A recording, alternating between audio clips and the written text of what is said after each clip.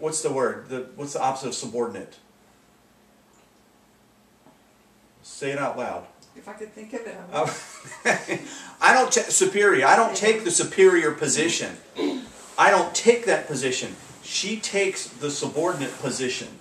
It's not oppression. If the man takes the superior position, that's oppression. That's under the thumb. If the woman takes the subordinate position, that's subjection. That's the difference between oppression and subjection. We got it flipped around and all messed up because you have to be subject to me. No, we walk together.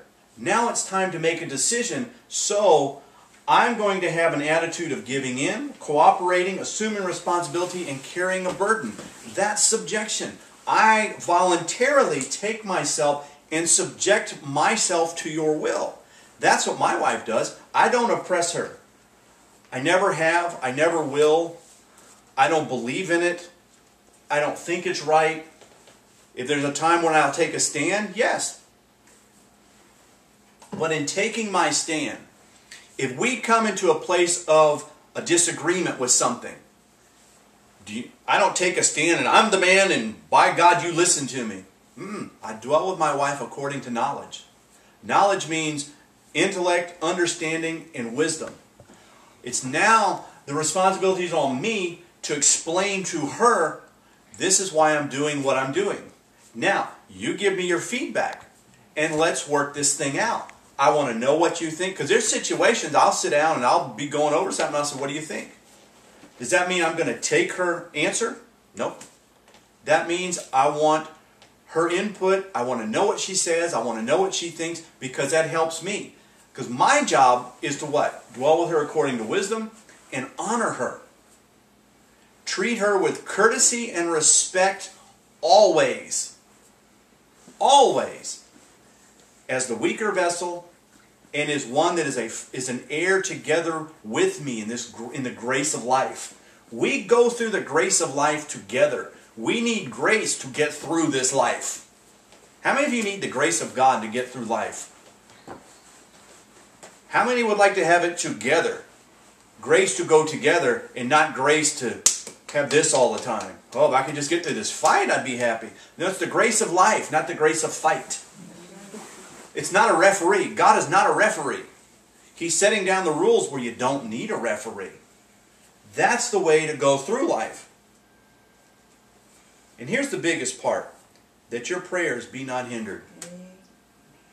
Does it say that the woman's prayers be not hindered? No. This is talking to the man. You want to hinder your prayers? Treat your wife badly. Is that what that says? Shall I read it again? Likewise, you husbands, dwell with him according to knowledge, giving honor unto the wife as unto the weaker vessel, and as being heirs together of the grace of life, that your prayers be not hindered.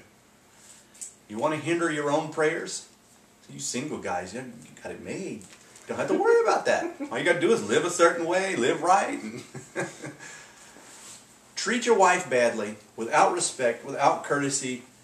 Dwell with them according to knowledge of what you want and not what they want. And you will hinder your own prayers. That's simple, isn't it? And now I'm looking on this side of the room. Nobody's looking at me. I'm looking at you. Okay. It's just Lisa. It's Lisa looking down. I'm reading. Okay, I understand. But that's what happens. Subjection, we get it twisted around.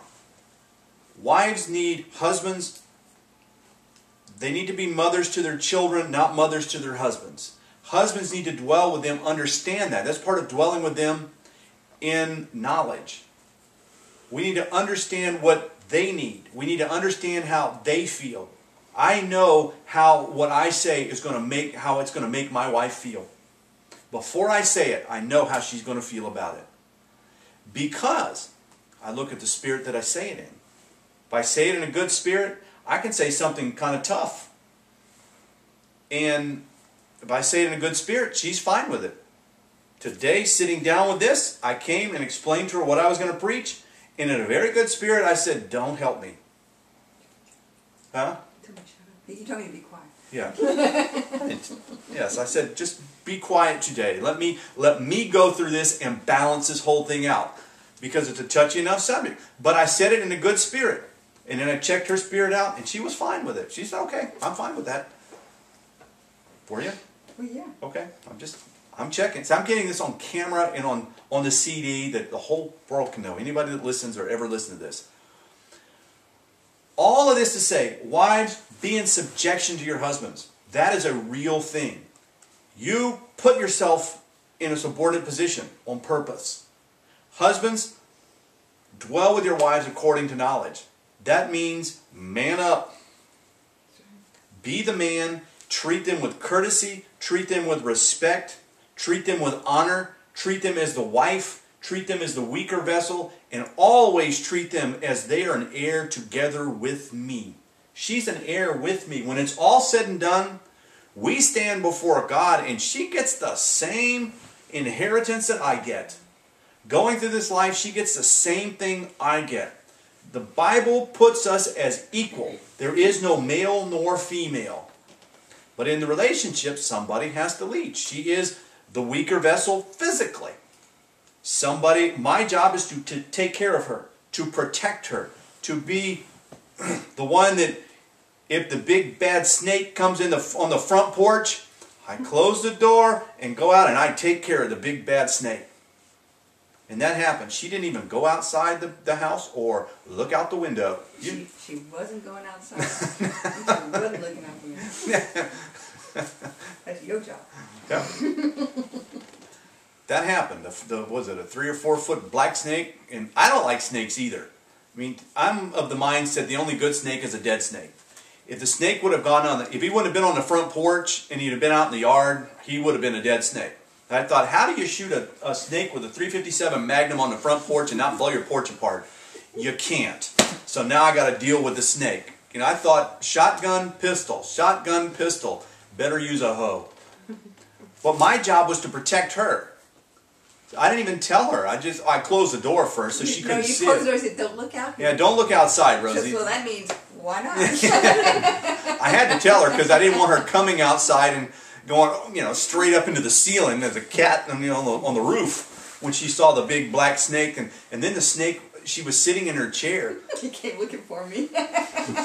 The windows were open, the screens were in the window, but when I got there, the snake was moving down and he was sticking his head up in that window, coming up to the window, that window over there, to look, and I said, oh Lord, if she sees that snake, that's going to be it.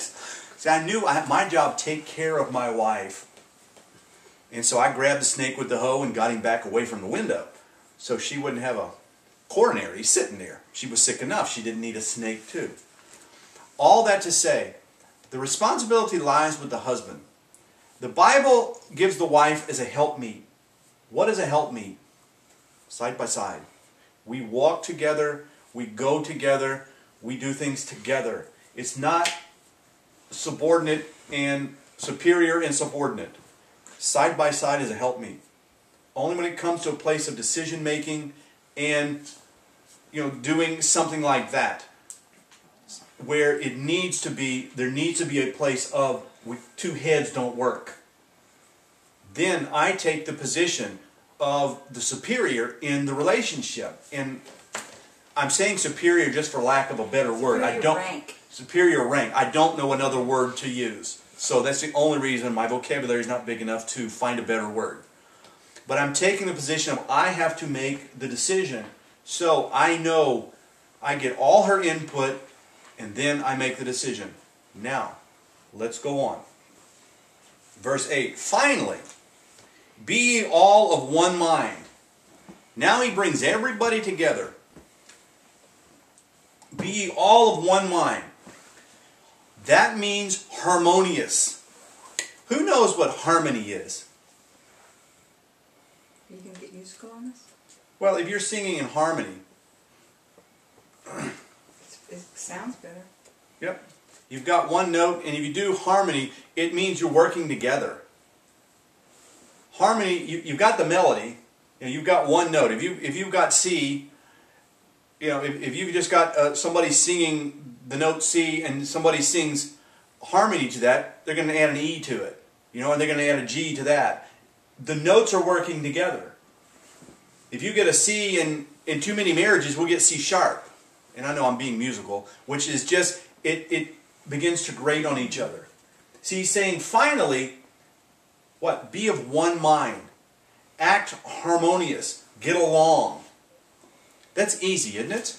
Yep. Get along together. Work to get along. Work to go in one direction. Work to do one thing. Work to be of one mind, that we have the same mind. Our mindset is, we're married. We don't want to argue. I come from an arguing family, a fighting family. She comes from a coal family. Cold War. They had a Cold War going on. My family it was a hot and heavy war. I mean, we had bombs, you know, bursting in air kind of thing. And you know, I had the Civil War and she had the Cold War. And neither one of them worked. So when we got together, it's harmony. We don't want war. We want peace. We want tranquility. So it says, be of one mind. This is now how we treat each other. Be of one mind, having compassion one of another. Compassion means feeling towards hurting people with a strong desire to alleviate that suffering. You see someone that's, what? I like tender-hearted and humble. Yep. And humble. I know, that's fine. I'm thinking I'm getting to tender-hearted later. Actually, the next word is tender-hearted. Yeah, but you did throw me off. That's okay, though. I'm playing with her now. See? Got her laughing. Let's see if she goes off the cliff. She's heading in that direction. But compassion, you have compassion towards someone. It says, having compassion one of another.